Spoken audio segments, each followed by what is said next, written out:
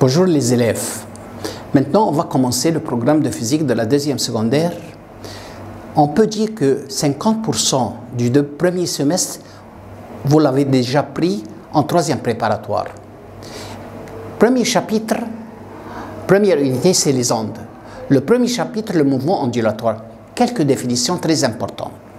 Définir onde. Que veut-on dire par le mot onde? On dit onde, c'est une perturbation qui se propage. Il n'y a pas un autre mot que perturbation. L'onde est un ébranlement qui se propage. Il n'y a pas un troisième mot. L'onde est une agitation qui se propage.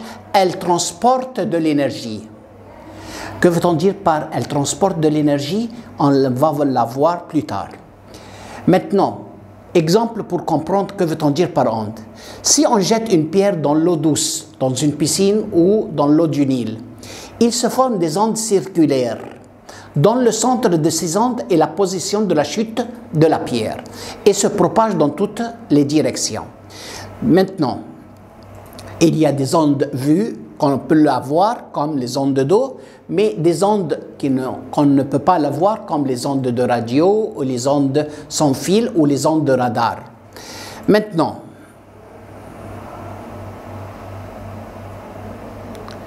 quels sont les genres des ondes? On a deux genres de ondes, ondes électromagnétiques et ondes mécaniques. On va voir un tableau de comparaison entre les ondes mécaniques et les ondes électromagnétiques. Première chose de comparaison, exemple pour chacun d'eux. Pour les ondes électromagnétiques, quel est l'exemple le plus important? C'est la lumière. D'autres exemples, les ondes électromagnétiques, les rayons gamma, les rayons X, les ondes de radar, les ondes sans fil, toutes ces ondes sont des ondes électromagnétiques. Exemple pour les ondes de mécanique. Par exemple, les ondes d'eau. Le diapason, c'est une onde mécanique. Corde vibrante, c'est une onde mécanique. Deuxième point de comparaison, la vitesse. La vitesse de toutes les ondes électromagnétiques possède la même vitesse dans le même milieu, 3 fois 10 puissance 8, qui est la plus grande vitesse dans le monde, qui est la vitesse de la lumière, 3 fois 10 puissance 8 mètres par seconde. Mais les ondes mécaniques ont différentes vitesses. La vitesse des ondes d'eau diffère que la vitesse des ondes sonores. Tout possède une vitesse propre à lui. Troisième point de comparaison, le milieu. Toutes les ondes électromagnétiques peuvent se propager dans le vide. N'a pas besoin d'un milieu matériel pour se propager. Mais les ondes mécaniques nécessitent un milieu matériel pour se propager, ne peut pas se propager dans le vide. Quatrième point de comparaison, genre des ondes. Genre des ondes électromagnétiques, un seul genre, transversal. Mais genre des ondes mécaniques, deux genres, et transversal et longitudinal.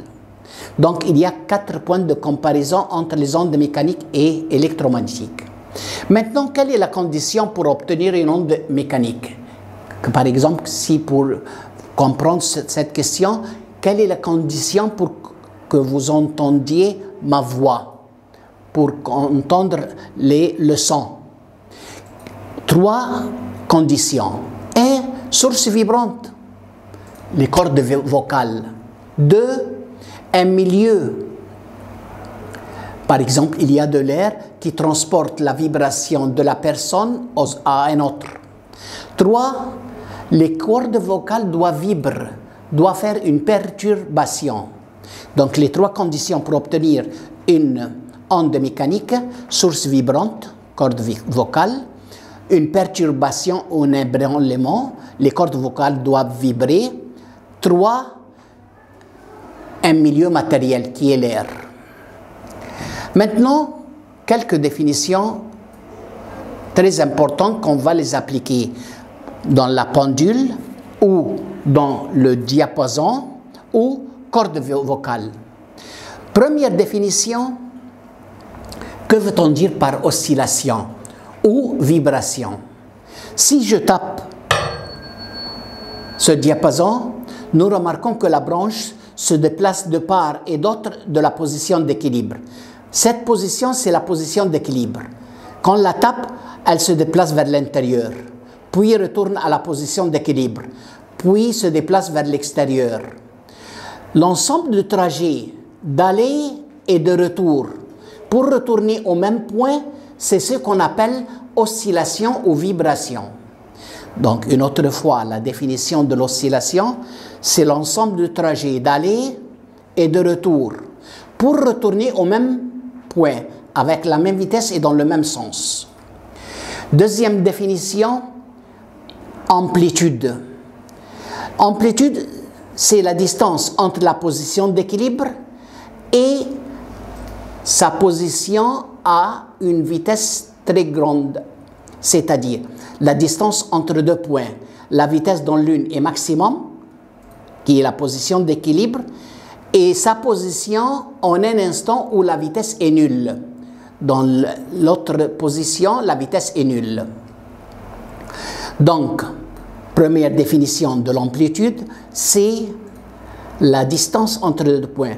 La vitesse dans l'une est maximum et dans l'autre est nulle. Est-ce qu'il y a une autre définition? Quelle est l'autre définition de l'amplitude? C'est son déplacement maximum. C'est son écart maximum à partir de sa position d'équilibre. Troisième définition, définir écart ou déplacement. C'est la distance entre la position d'équilibre et sa position à un instant quelconque, avant qu'elle atteigne l'amplitude. Avant l'amplitude. Une autre fois, la définition du déplacement ou écart, la distance entre la position d'équilibre et sa position en un instant quelconque. Autre définition, la période. Que veut-on dire par période? C'est le temps nécessaire pour produire une oscillation complète. Le temps pour faire une oscillation complète. Et A pour unité seconde. Et on lui donne le symbole T majuscule. Ensuite, la fréquence, c'est le nombre d'oscillations complètes produites chaque seconde. Par exemple, ce diapason, c'est écrit, sa fréquence c'est 562 Hz.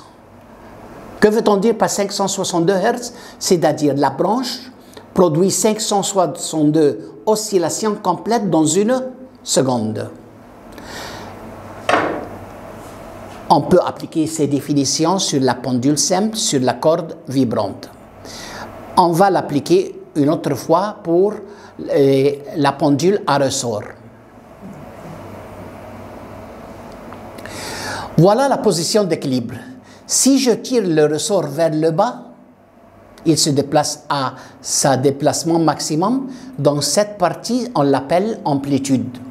Puis il retourne une autre fois à sa position d'équilibre. Puis se déplace vers le haut.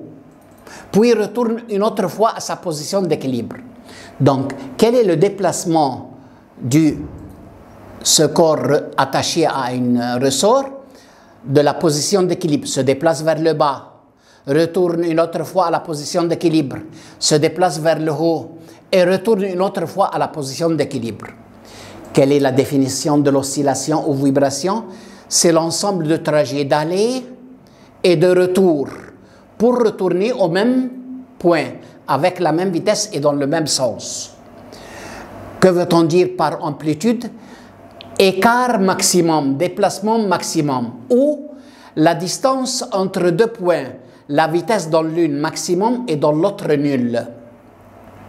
Période, le temps pour faire une oscillation complète. Fréquence, c'est le nombre d'oscillations complètes dans une seconde. Quel est le symbole de l'amplitude? C'est A. Maintenant, on a vu que veut-on dire par déplacement, amplitude, oscillation complète, fréquence. Quelle est l'unité de la fréquence? On lui donne le symbole nu, comme le V, mais on ne l'écrit pas V. On l'écrit nu. Et ça pour unité Hertz. Est-ce qu'il a d'autres unités? Oui. Oscillation par seconde, vibration par seconde, tour par seconde, onde par seconde, pulsation par seconde. Est-ce qu'il y a une relation entre la fréquence et la période? Oui. Quelle est la relation entre la fréquence et la période? Pour comprendre cette relation, un exemple. Le temps pour faire un tour complet de l'aiguille des secondes, c'est 60 secondes. Mais l'aiguille des secondes produit combien de tours chaque seconde? 1 sur 60. Donc la fréquence 1 sur 60. Donc quelle est la relation entre t, qui est la période 60 secondes, et la fréquence nu, qui est 1 sur 60? Que l'une égale l'inverse de l'autre. On peut dire que nu égale 1 sur t ou t égale 1 sur nu. Septième unité pour la fréquence, le temps c'est seconde. 1 sur seconde, ça nous donne seconde puissance moins 1.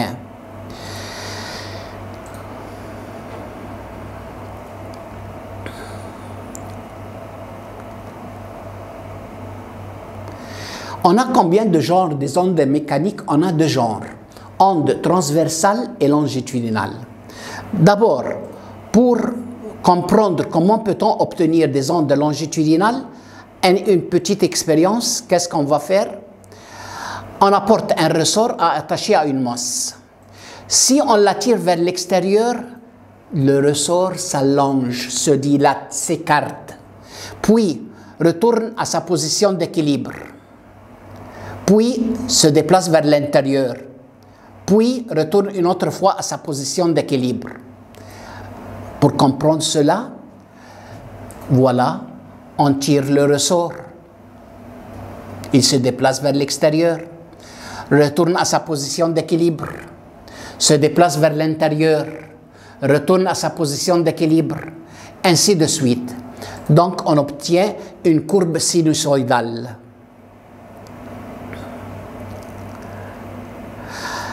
Un autre exemple pour les ondes longitudinales, une masse attachée à 2 ressorts de 2 côtés. L'une est fixe et l'autre est ensuite est encore fixe. Si la masse se déplace vers l'extérieur, de la partie droite se déplacent les ressorts, les spires des ressorts s'écartent. Il y a une région de dilatation, tandis que la région à droite est une région de compression. Quand il retourne à sa position d'équilibre, puis se déplace vers l'intérieur, la partie, celle-ci, se forme une région de compression et de l'autre, une partie de dilatation. Compression, c'est-à-dire que les particules ou les spires de ressort se rapprochent l'une de l'autre. Se dilatation, les particules s'écartent ou s'éloignent l'une de l'autre. Donc, qu'est-ce qu'on va voir? Une région de dilatation où les spires s'écartent, une région de compression où les spires se compressent. Pour comprendre les ondes transversales, au moyen d'une expérience, apportons un ressort attaché à une masse et cette masse est attachée à une corde. Quand le ressort se déplace vers le haut, il se forme une crête, puis il retourne à sa position d'équilibre. Quand la masse se déplace vers le bas, il se forme une région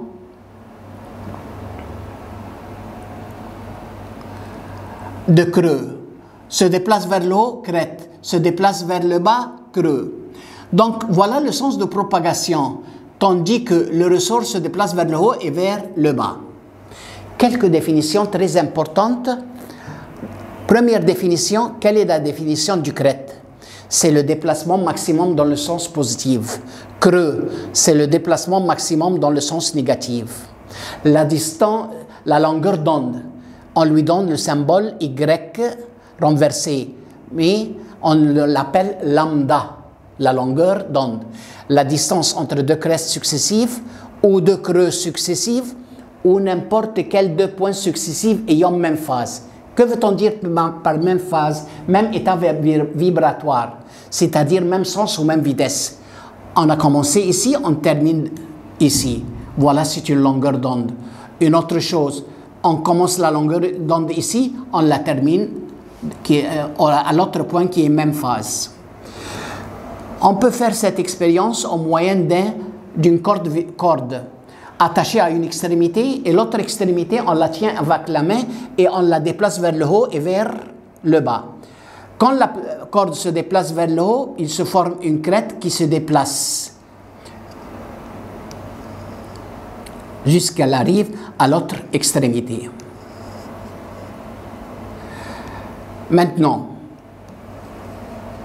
pour comprendre une autre fois la longueur d'onde, la distance entre deux crêtes successives ou deux creux successifs, ou n'importe quel deux points successifs ayant même phase.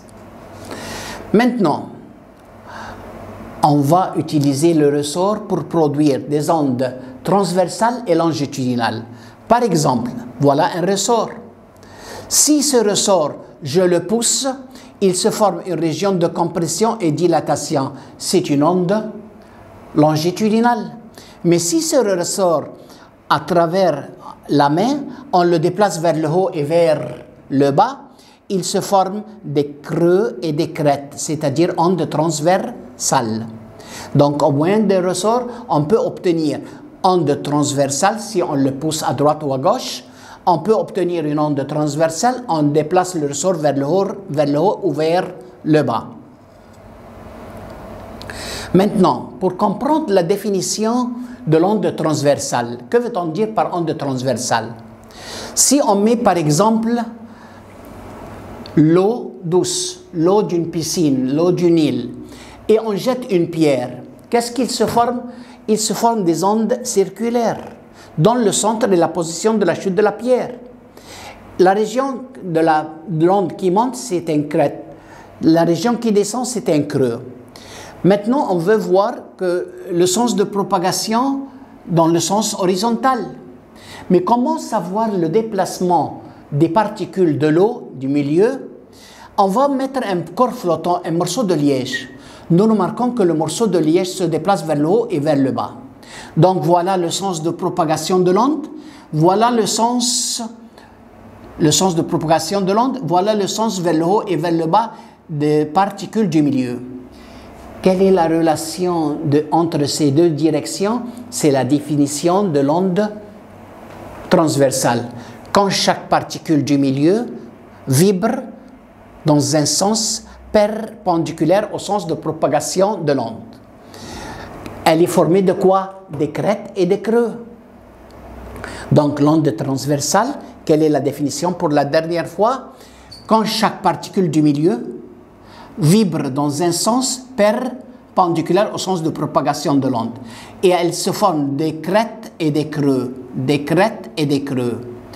Quelle est la définition de la longueur d'onde transversale? La distance entre deux crêtes successives ou deux creux successifs, ou n'importe quel deux points successifs qui ont même phase.